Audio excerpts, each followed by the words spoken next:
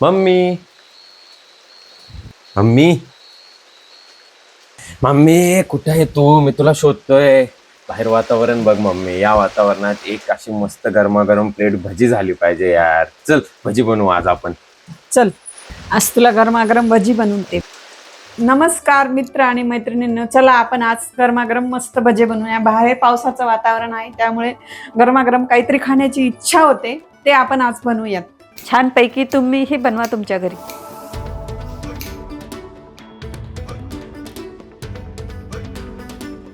उभा चिरलेला कांदा, 1 वाटी बेसन पीठ, मीठ, ओवा, खाण्याचा सोडा, मिरची लसूण पेस्ट आणि बारीक चिरलेली कोथिंबीर. कांदा बेसन पीठ घेतलं आहे, मिक्स करून घ्यायचं. त्याच्यात सगळं टाकून चवीनुसार मीठ, मिरची, ओवा,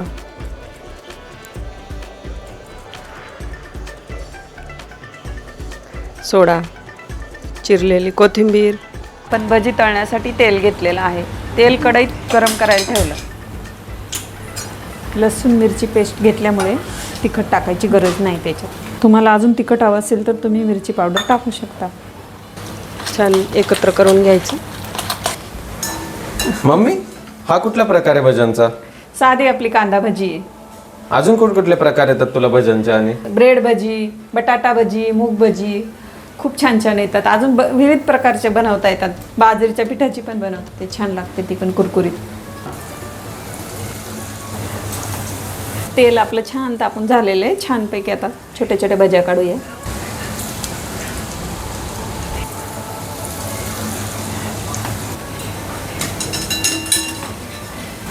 मम्मी भजी सोबत तुला काय खायला आवडतं? तशी मला नुसतीच आवडते, पण कधी चटणी कधी सॉस त्याच्याबरोबर छान लागते. नुसती पण छान लागते.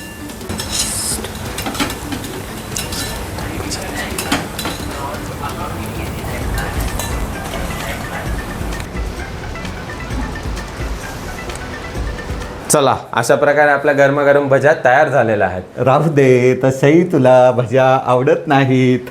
आजची ही जोरदार पार्टी आहे भज्यांची. छानपैकी आता मी खातो. Please like share and subscribe प्रमेला आमचे सुग्र.